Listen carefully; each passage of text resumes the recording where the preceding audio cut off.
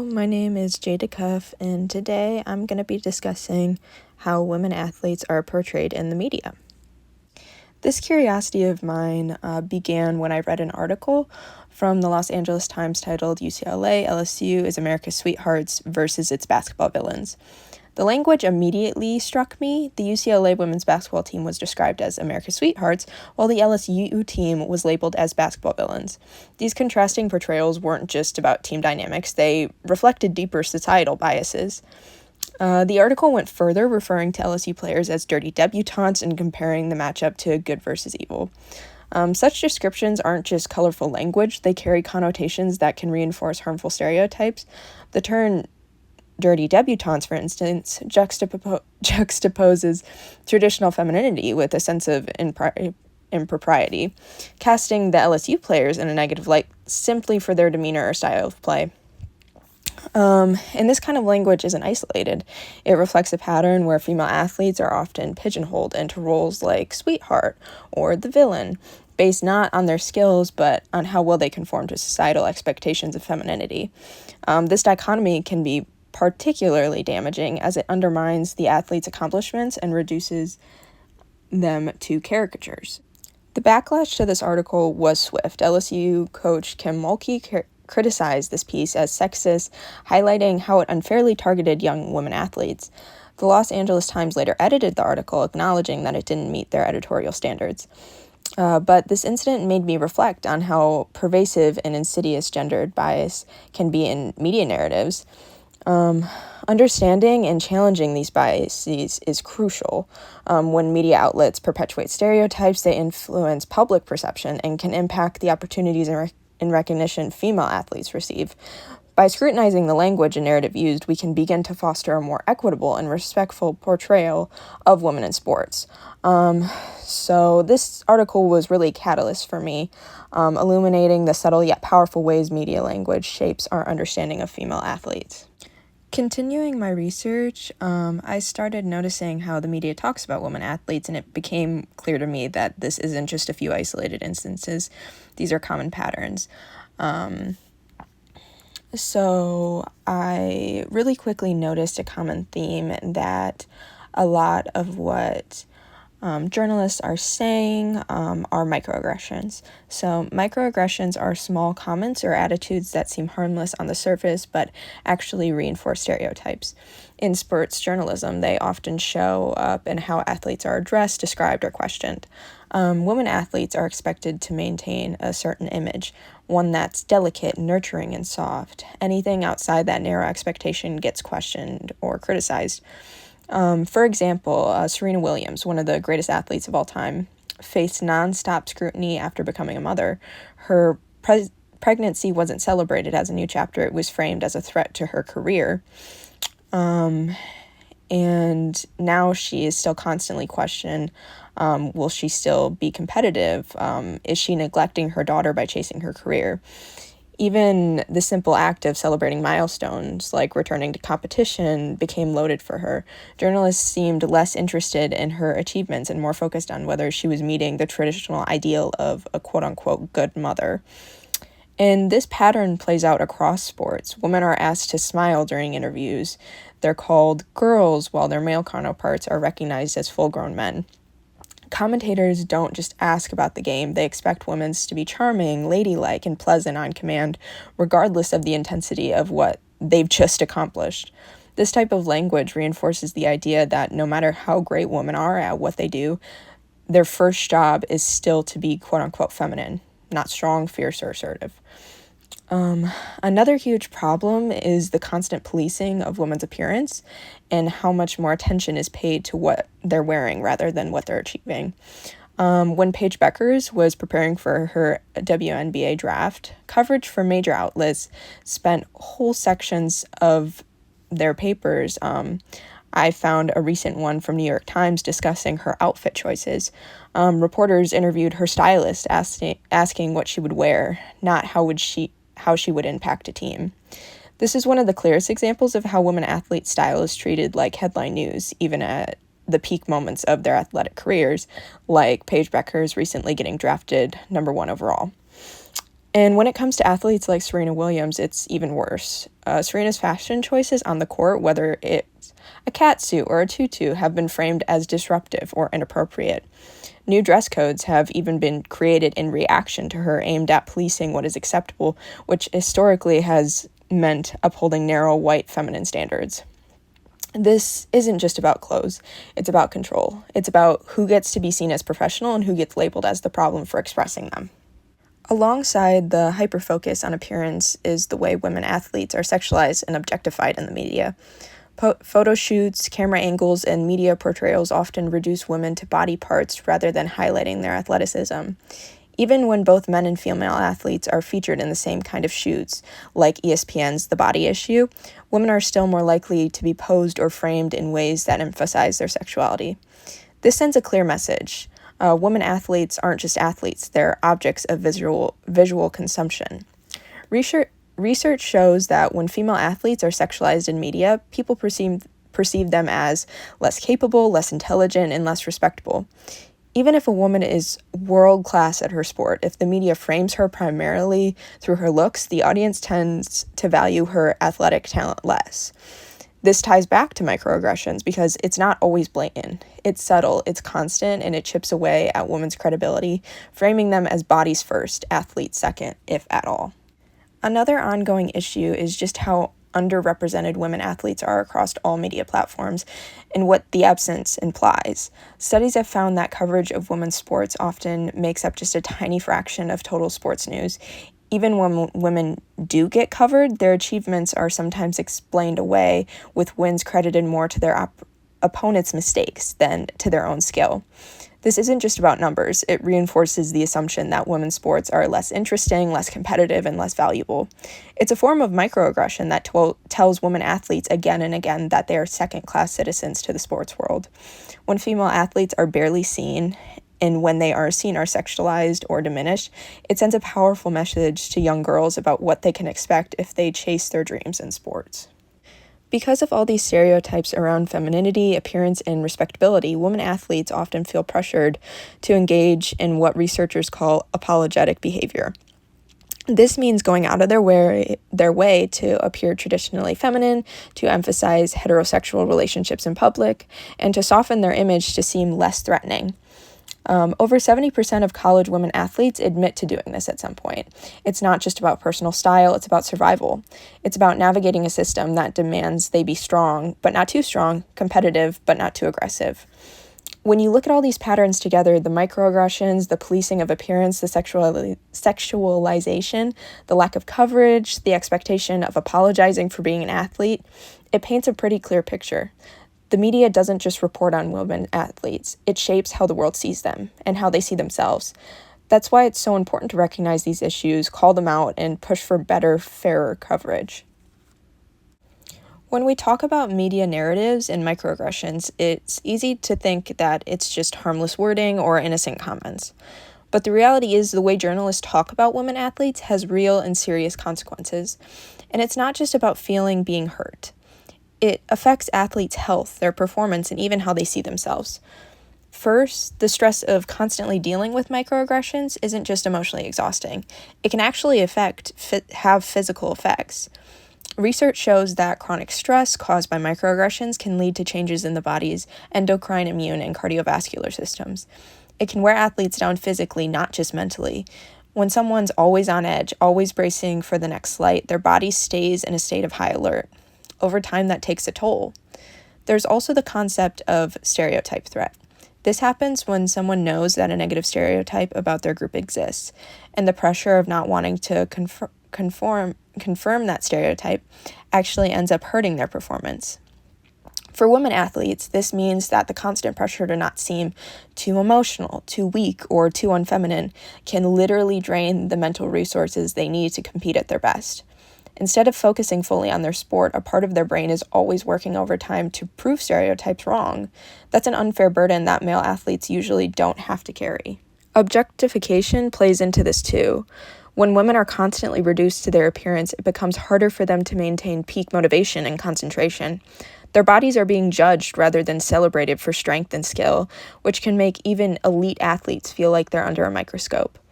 evaluated for how they look more than what they can do. And the emotional side effects can be devastating. Microaggressions and objectification are linked to higher rates of body image concerns and eating disorders, especially in sports that already prioritize a certain aesthetic, like gymnastics or figure skating. Even in more strength-based sports, women are often subtly discouraged from building muscle out of fear they'll look too masculine. The messaging, whether it's in comments, headlines, or the way games are covered, tells women over and over again that fitness is about looking thin and attractive, not about being strong and capable. This isn't just about athletes either. When the media constantly portrays women in this way, it spills over into how everyday women and girls see themselves. Seeing athletes, who should be celebrated for their power, sexualized or diminished, teaches girls that even at their strongest, they're supposed to look a certain way first. It shifts the focus from building strength and health to maintaining appearances. Another layer to all of this is how microaggressions impact behavior. Many female athletes, after facing constant subtle digs or doubts, start policing themselves. They become hyper-aware of how they're being perceived. They might doubt their teammates' intentions. They might hesitate to speak up about unfairness because they don't want to be labeled as too sensitive or emotional. And when women do push back against unfair treatment, whether it's about sexist comments, biased dress codes, or media framing, they often get punished socially. They're seen as troublemakers. They're painted as emotional, they're taken less seriously, and when in reality, they're standing up for basic respect. It's important for journalists and for anyone covering women's sports to realize that every word they choose shapes how the world sees these athletes. When the media fixates on appearance instead of achievement, when it questions toughness or femininity instead of celebrating resilience, it reinforces the message that women aren't valued for their abilities. When journalists make these patterns seem normal, it makes it harder for women athletes to focus, to perform, and even to stay healthy, mentally and physically. So when we talk about biased language in sports journalism, we're not nitpicking. We're calling attention to a system that hurts real people and calling for better, more responsible storytelling, because athletes deserve more. Girls watching at home deserve more, and the future of women's sports deserves a media that sees women as full athletes, not just bodies to critique or smiles to capture. So far, we've talked about how women athletes are treated by the media today, but these problems didn't come out of nowhere. To really understand why bias in sports journalism is still so common, we have to look at the history of women in sports and how women athletes have been framed or erased in public conversations. Chapter 3 of What's the Score does an amazing job showing this. It traces the deep roots of gender bias back through history, highlighting how the sports world was built with men at the center, and women either pushed to the margins or squeezed into narrow stereotypical roles. For a long time, the dominant belief was that women weren't physically strong enough, tough enough, or competitive enough to participate in serious sports. Women were told that too much physical activity would damage their bodies, or even threaten their ability to have children. Sports were seen as a male domain, and any woman who dared to step into it was seen as stepping out of her natural role. These old ideas didn't just disappear. They've gotten woven into the way sports have been talked about and reported for decades, and they're still influencing journalism today, even if people don't realize it. The chapter also talks about how the media played a major role in reinforcing these stereotypes. When women were covered, it wasn't about athleticism, it was about whether they stayed feminine enough while competing. Journalists praised women for grace and beauty, but often ignored or even criticized them for strength, competitiveness, or aggression, traits that were celebrated in men. And when women succeeded in ways that didn't fit the traditional mold, they were often minimized, ridiculed, or framed as exceptions, not as a new normal. This created a lasting double standard. Women could participate, but only if they didn't threaten the idea of what real sports looked like. This history is important because it shows that gender bias isn't just a personal opinion. It's systematic. It's baked into the structures of sports and journalism, and because it's systematic, it's not enough to just have good intentions. Journalists have to actively recognize these patterns in themselves, in their industries, and in their storytelling. If journalists aren't aware of where these biases come from, they're more likely to repeat them, even unintentionally. They might think they're being fair while still focusing more on an athlete's outfit than her record-breaking stats. They might believe they're being neutral while still using words that subtly diminish a woman's achievements. Awareness is the first step. Recognizing that sports journalism has historically framed women through a biased lens makes it possible to consciously break away from that pattern. And this isn't just about fairness. It's about the future of sports. If journalists continue reinforcing old stereotypes, they limit what audiences see as possible. They shape how society values female athletes. They help decide whether the next generation of girls grows up believing they can compete at the highest level, or whether they're taught that they'll always be judged differently. By confronting these biases, journalists have the power to change the narrative, to highlight women's skill, strategy, strength, and leadership, without needing to filter it through outdated ideas about beauty, politeness, or femininity. It starts with awareness. It grows with intention, and ultimately it helps build a sports world that is truly inclusive, not just in who gets to play, but in who gets to be fully seen. After learning how deeply gender biases run through the history of sports media, I wanted to know, are journalism students today being taught to do better? Are future journalists being prepared to recognize their power and their responsibility when it comes to the language they use? To find out, I decided to go straight to the source. I interviewed a journalism major named Belian, a student at Central Michigan University, and asked him a series of questions about what he's learning and how much bias is being talked about in his program. I asked Bar why he went into journalism, what his dream career looked like, what he thought made a story worth writing about. But I also asked some of the more hard-hitting questions, like, are you being taught how to avoid integrating your personal biases into your writing? Have your professors emphasized how much power journalists hold with their words? And has anyone addressed the way media coverage can differ based on race and gender? Bar was honest. He said he knew bias was a real problem. He understands that language choices, especially when it comes to covering women and athletes of color, could reinforce harmful stereotypes. But when it came to his classes, he told me that biases and how to avoid them weren't really addressed. It wasn't a major focus. Professors might talk about fairness or accuracy, but there wasn't consistent conversation about how deep-rooted bias can show up in the very way a journalist frames a story. Hearing that was eye-opening, because if we want a better future for how women and marginalized groups are covered, journalism education needs to be where it starts. And right now it's clearly inconsistent depending on where you are. But there's hope and a model to look towards.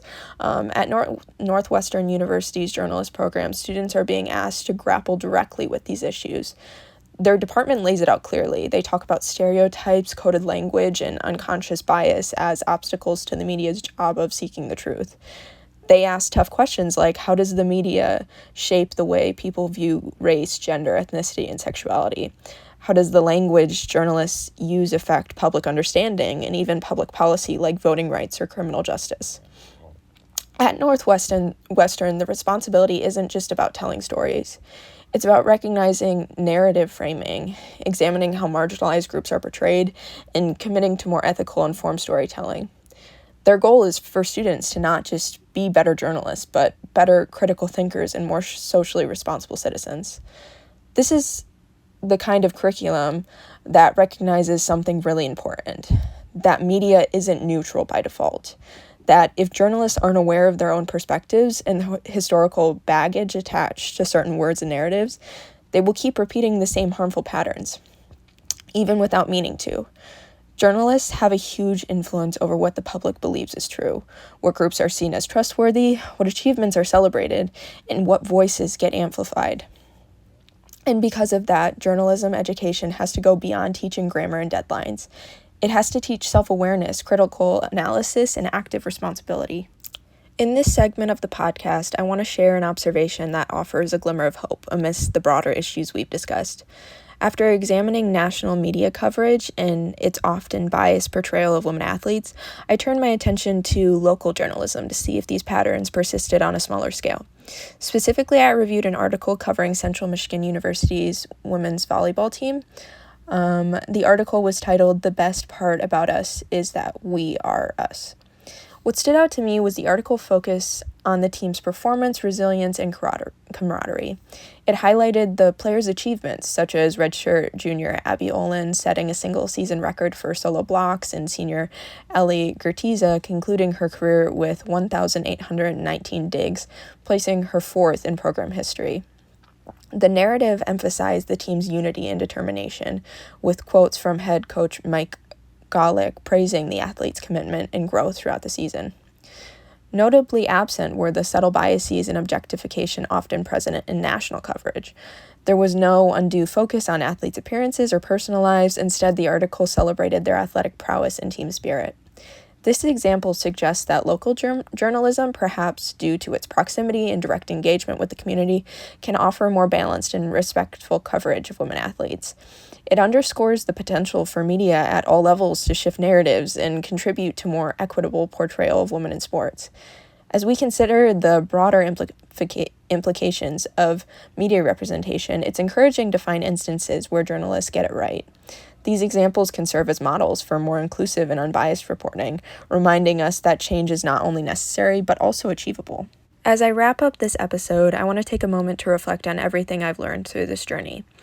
When I first started exploring how women athletes are portrayed in the media, I didn't realize just how deeply rooted the bias was. It's not just about a few poorly chosen words here and there, it's about a system that's been built over decades. A system where women have been seen as secondary, where appearance is prioritized over achievement, and where deeply ingrained stereotypes still shape the way stories are told. Through my research, my interview, and my conversations, I came to understand that journalists hold enormous power, not just in what stories they tell, but in how they tell them.